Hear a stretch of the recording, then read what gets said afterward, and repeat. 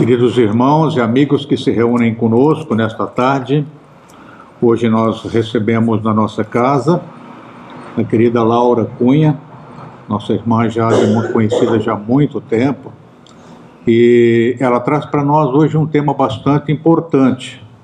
O tema é a verdade liberta. Nós rogamos aos mentores, aos seus protetores espirituais, também toda a espiritualidade amiga aqui presente, que a protejam e auxiliem na transmissão da sua mensagem. Vamos ouvi-la com bastante atenção.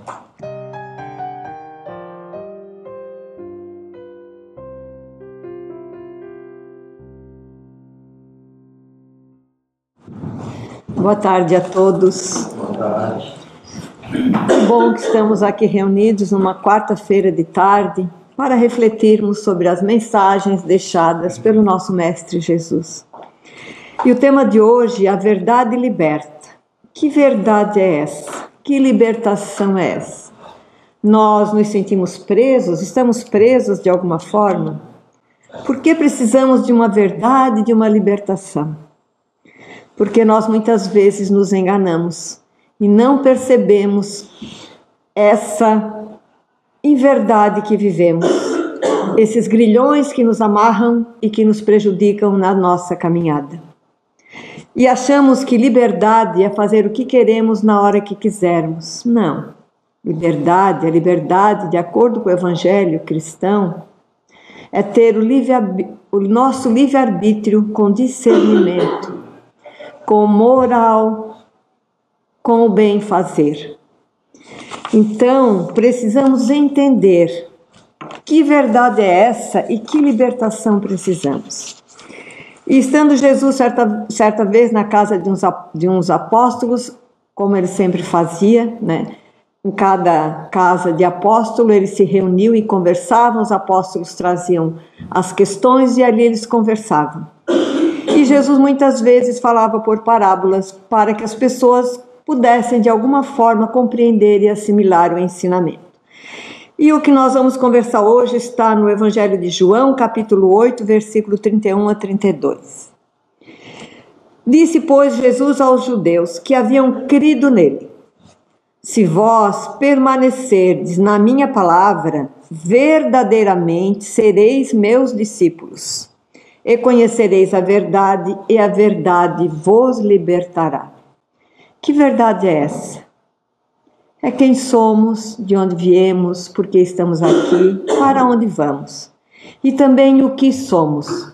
Porque nós, desde que nascemos, nós procuramos essa verdade dentro de nós. Nós estamos sempre com a sentindo a falta de algo. Alguma coisa nos incomoda. Por isso não temos a tranquilidade e a segurança necessária para lidarmos com as questões que nos desafiam todos os dias da nossa vida. Essa falta de saber quem sou verdadeiramente, quem somos nós. Nós ouvimos, né, que somos filhos de Deus, mas nós nos sentimos filhos de Deus verdadeiramente? Nós agimos assim no nosso dia a dia?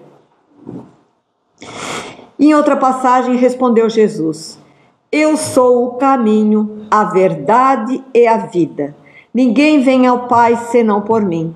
Está no Evangelho de João, capítulo 14, versículo 6. Que caminho é esse? Que verdade e que vida é essa? Jesus esteve entre nós, nos mostrando como viver, trilhando o seu caminho e nos mostrando como caminhar o nosso. E é tão verdade, foi tão forte o que ele fez, que permanece até hoje. Estamos aqui hoje, ainda tentando entender esse caminho, essa verdade e essa vida. Se fosse diferente, não teríamos tantos problemas, tantos desafios, tantas dores, tantas doenças a nos envolverem. Porque já estaríamos no patamar de mais perfeição. E com isso, mais plenitude em todos os aspectos da nossa vida. Jesus revelou a verdade divina pela palavra que liberta aqueles que creem e praticam os seus ensinamentos e exemplos como roteiros de vida. Aqui duas palavrinhas importantes: os que creem e praticam. Então, se nós ainda temos tantas questões nos desafiando, é porque nós não acreditamos e não praticamos esses ensinamentos. Essa é a grande verdade. Por conta do orgulho, da vaidade, sempre foi assim, sempre fiz assim, né? E com isso nós entramos no padrão de automatismo, eu sempre falo isso, e de repetição automática na nossa vida. Vamos repetindo velhos padrões de comportamento, sem saber se está certo ou se está errado. Também é natural que compreendamos que viemos nesse modelo de vida por milênios. Não fomos acostumados a pensar e a agir diferente. Tínhamos medo até de pensar, muitas vezes, em determinadas épocas da humanidade.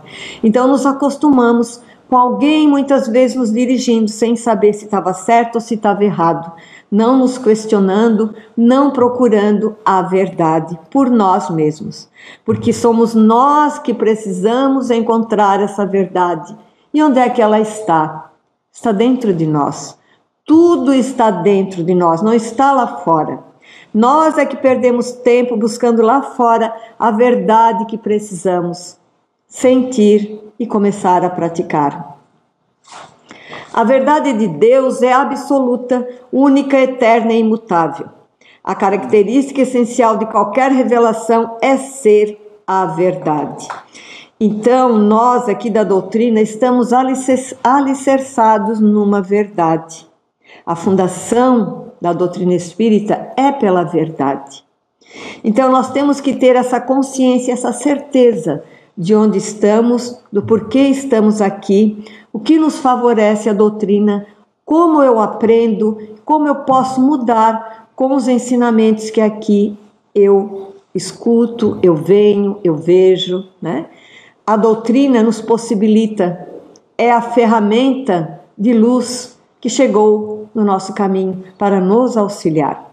E aqui ainda quando participamos de grupos de estudo, temos ainda mais uma oportunidade de aprofundarmos os conhecimentos tão necessários que precisamos ter. E com isso, o que é que vai acontecer? Vamos nos abrindo para termos as respostas que precisamos.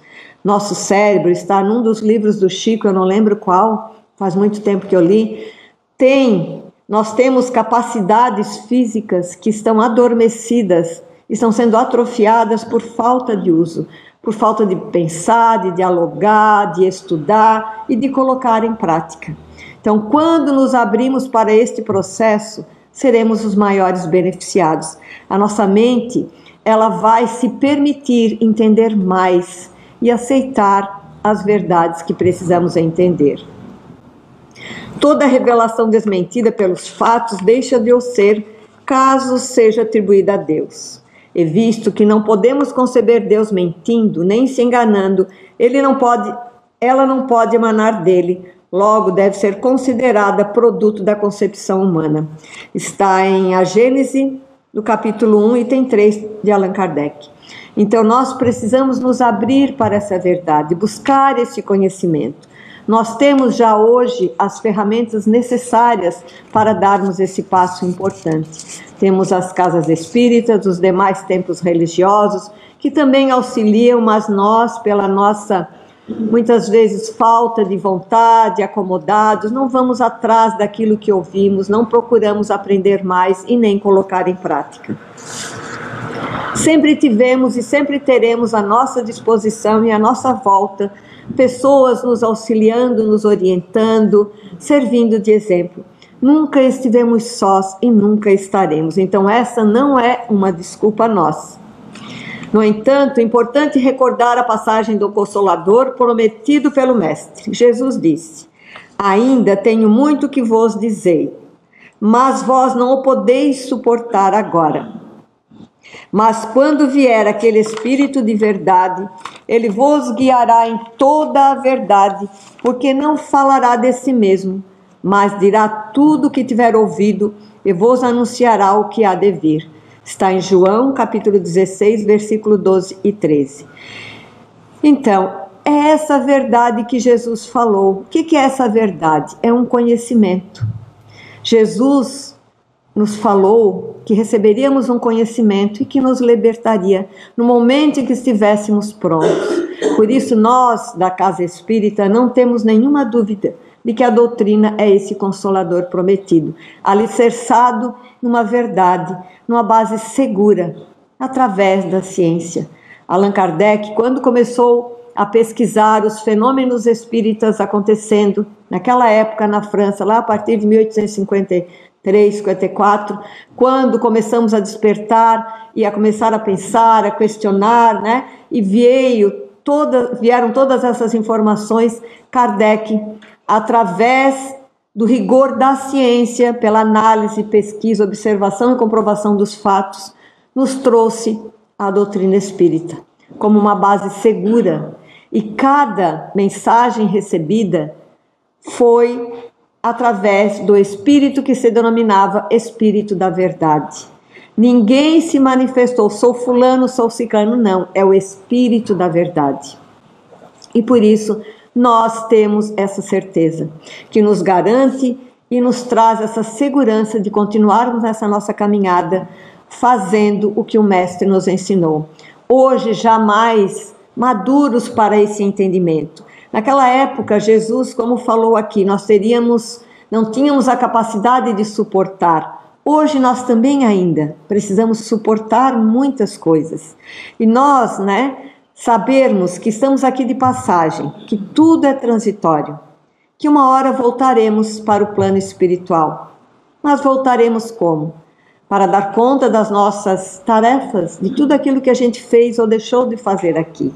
Isso para nós também é algo muito forte e precisamos aprender e começar a suportar essa verdade. Porque é o necessário agora, é o que vai nos garantir essa chegada mais tranquila no plano espiritual. Porque tudo que eu faço, penso, hoje tem reflexo no amanhã. Então, o quanto antes entendermos isso e colocarmos em prática, mais benefício receberemos, melhor chegaremos no plano espiritual, muito mais fortalecidos, que é algo que a gente vai deixando para depois, nem pensa nisso. Mas hoje, uma das nossas tarefas diárias é nos conectarmos com essa realidade, com essa verdade.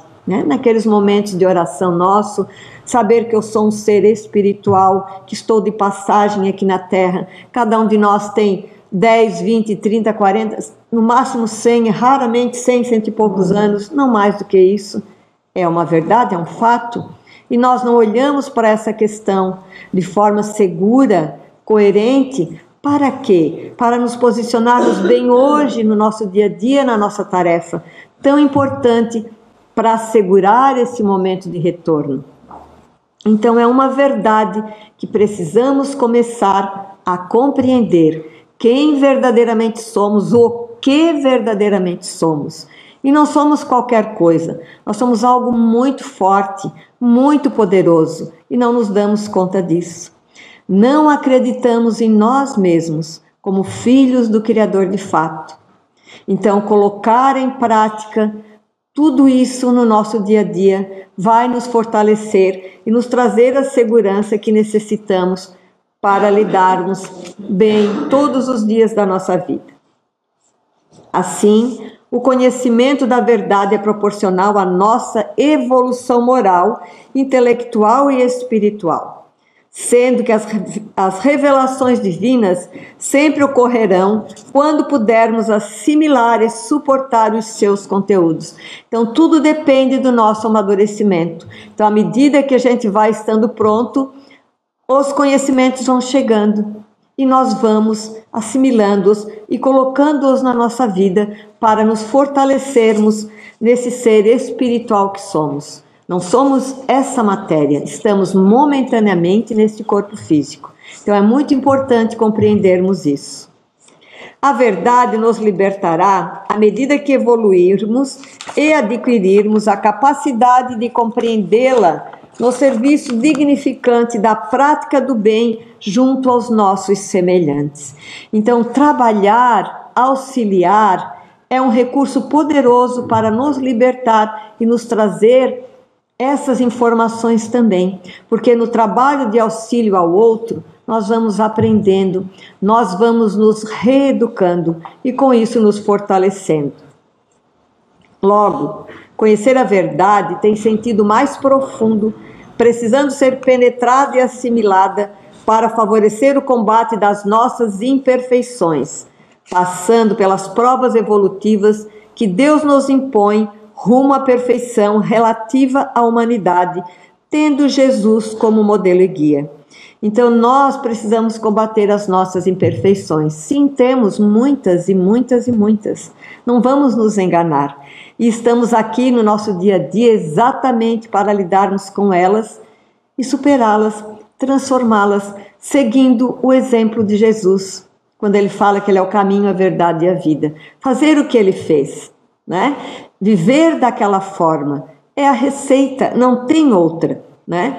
E nós achamos que nós já sabemos tudo, que não precisamos mudar, que a vida é assim mesmo, e com isso nós vamos nos enganando e não percebemos aquilo que precisamos mudar. Por isso que quando a gente fala, né, a verdade liberta, me liberta do quê? Das minhas imperfeições, daquilo em que eu mesma me amarro e transformo em sofrimento e muitas vezes em doenças. Porque tudo vem do nosso ser, do nosso espírito, do nosso lado emocional, daquilo que não sabemos trabalhar e compreender. E isso vai se manifestar no nosso corpo físico ou nas nossas dores, nas nossas tristezas, nos nossos desânimos, por não sabermos quem somos verdadeiramente e o que podemos e devemos fazer aqui. Pelo livre-arbítrio, temos que acolher a semente libertadora da palavra do semeador divino, sendo solos férteis para germinar a luz dentro de nós, desenvolvê-la, florescer e depois dar bons frutos. Para tanto, precisamos da devida preparação e do amadurecimento espiritual, o despertar da alma. Então, todos nós somos um solo fértil e viemos com inúmeras sementinhas aqui para serem germinadas, para que possamos, através do nosso trabalho, através do nosso esforço, desenvolvê-las. Então, o nosso corpo é como se fosse um jardim e os nossos pensamentos é o jardineiro que cuida deste jardim. Como estão nossos pensamentos? Como está o jardim da minha vida? Eu tenho cuidado com amor, tenho cuidado desse corpo também com amor, com compreensão, com livre-arbítrio, mais discernimento, fazendo o que é certo, o que eu posso e devo, porque tudo me é lícito, mas nem tudo me convém. Nós somos livres para fazermos o que quisermos, mas precisamos entender essa liberdade e aonde ela vai nos levar. Que benefícios ou prejuízos teremos dessa liberdade? Mas nós muitas vezes agimos impensadamente, não raciocinamos, não respiramos e processamos a informação, a situação que nos aparece, para lidarmos bem, com serenidade. E aí vem o orgulho, vem a raiva, vem a vontade de responder muitas vezes, né? Através de, não levo desaforo para casa. Não, isso é orgulho, é vaidade. Muitas vezes essas coisas acontecem para nos testar e nos mostrar como devemos agir e reagir em toda e qualquer situação.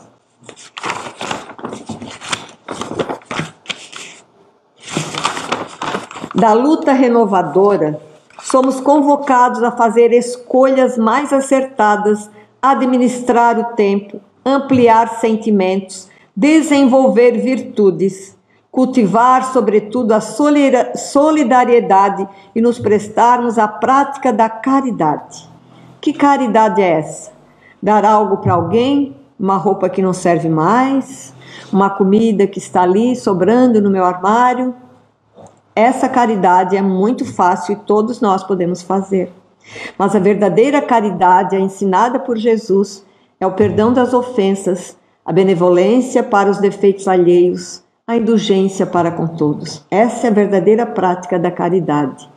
E se somos todos filhos de Deus, somos todos irmãos verdadeiramente. Então, por que olhar para o outro com raiva, com ódio, com ressentimento? Entender que cada um está num processo de amadurecimento Cada um tem o seu tempo, cada um tem o seu momento. E se alguém saiu, né, da sua segurança, da sua serenidade, entender que as pessoas, que nenhum de nós é perfeito, que a gente se engana, que a gente erra. Então não procurar colocar ainda o dedo na ferida, botar mais lenha na fogueira, não. Acalmar, fazer a nossa parte. Com isso, os maiores beneficiados seremos nós mesmos. Com isso, nós vamos amadurecendo espiritualmente, moralmente, intelectualmente. E é para isso que nós estamos aqui. Não seremos libertos pelas verdades provisórias de que sejamos detentores. Devemos nos colocar como seres receptivos para a verdade divina, única, absoluta, eterna e imutável. A libertação pela verdade é longo processo pelo trabalho incessante na prática do amor ao próximo como a si mesmo. É um trabalho incessante e longo. E nós muitas vezes resistimos, porque nós temos uma tendência a resistir à mudança. Nós não queremos mudar muitas vezes, temos medo e insegurança diante de uma mudança. Vamos pensar nisso. A prática do amor incondicional, sem esperar retribuição ou até mesmo gratidão. Muitas vezes fazemos esperando um retorno, ou pelo menos um obrigado. Mas não é isso que devemos fazer. Devemos nos preparar, nos educar para fazermos sem esperar nada em troca. Com isso, vamos exercitando esse amor incondicional. É o amor pelo amor que perdoa, faz caridade, tem misericórdia e piedade. Não é orgulhoso nem tampouco egoísta. Quando chegar esse momento ou a hora do despertar, depois da devida preparação e amadurecimento espiritual, diremos: conhecemos a verdade e a verdade nos liberta. Então, para que a gente possa entender melhor essa reflexão, eu vou falar uma história que Jesus contou num desses encontros na casa de um dos apóstolos, eu não sei se foi Simão Pedro, que está relatado num dos livros do Chico Xavier. Então, Jesus contou que determinada pessoa, determinado devoto estava preso numa caverna escura, fétida, mal cheirosa, sofrendo dores terríveis. E ele chorava, soluçava, gritava, pedia ajuda. E o Senhor, compadecido, vendo a sinceridade da súplica, da rogativa, mandou um mensageiro. O primeiro mensageiro, a fé. A fé chegou lá, conversou com ele, animou, explicou, falou muitas coisas. E esse ser se animou, se sentiu encorajado, se sentiu melhor, pronto para mudar e fazer a sua parte. A fé foi embora e ele ficou no seu dia a dia, voltou ao mesmo comportamento, fez tudo igual, não mudou nada. Começaram as dores novamente, o cheiro ruim, o desespero, a desesperança. Começou a rogar e a pedir a Deus novamente por auxílio. O Senhor, ouvindo, mandou o segundo mensageiro, a esperança. A esperança chegou lá, conversou com ele, mais uma vez fez o seu trabalho, animou, conversou, explicou o que precisava explicar. E ele então novamente se sentiu fortalecido, seguro, pronto para mudar e fazer a sua parte. O tempo foi passando e tudo voltou à rotina de antes. Começaram de novo as mesmas situações, as mesmas dores, o mesmo sofrimento. Novamente rezou, orou, pediu. O Senhor mandou o terceiro mensageiro, que foi a caridade. Mais uma vez a caridade chegou lá, conversou, fez a sua parte, o seu trabalho. E ele mais uma vez se encorajou, se animou e prometeu. E o tempo foi passando e ele continuou na mesma e não fez nada. E aconteceu tudo de novo. Novamente ele pediu, foi ouvido. Então Deus mandou o quarto e último mensageiro, a verdade. A verdade chegou e iluminou todo aquele espaço que ele considerava uma caverna fétida, suja. E a verdade encheu de luz aquele espaço. E ele pôde ver que o cheiro vinha dele mesmo. das feridas do seu corpo mal cuidado, do local abandonado, do seu medo, da sua insegurança. E também a verdade mostrou e iluminou o caminho onde tinha uma porta que ele podia ir, abrir a porta e se libertar. E ele, com medo de tamanha luz e tamanha verdade, se encolheu e preferiu ir para um canto escuro do local onde a luz não tinha chegado. E continuou no seu processo. Então vamos ver aqui, fé, esperança e caridade. Uma tríade teológica muito importante. A fé, o que é a fé? A fé é conhecimento, é saber, é ter certeza, é ação. A fé não é dizer, eu tenho fé e daí um milagre vai acontecer. Não, é eu colocar em prática aquilo que eu acredito, que eu sei com relação a tudo isso. A esperança que nos anima e faz com que passamos cada dia da nossa vida animados, exercitando essa fé, sempre na esperança de algo melhor e de um dia melhor. E a caridade, praticar a caridade, compreender, ser bons, perdoar. Sem esse trabalho, nós vamos ficar como esse ser naquela caverna, aprisionado nas suas dores e nos seus sofrimentos. E com isso, seu próprio corpo vai se encher de feridas, pela falta de conhecimento de quem verdadeiramente somos. Então, todos nós temos a oportunidade de mudar. Todos nós temos alguém em que nos posicionarmos, um modelo que nos sirva de guia, como Jesus. Eu sou o caminho, a verdade e a vida. E não vamos nos enganar, porque nós muitas vezes agimos como esse ser que estava preso na caverna, por orgulho, por medo, por vaidade, por preguiça, por não conhecermos e sabermos quem verdadeiramente somos. Por isso, entender essa verdade que nos liberta faz a diferença na nossa vida. Tenhamos essa coragem e essa vontade, e aí veremos os milagres acontecerem na nossa vida. Era essa a nossa reflexão de hoje, que possamos retornar aos nossos lares muito melhores do que quando aqui chegamos. Tenham todos uma excelente semana.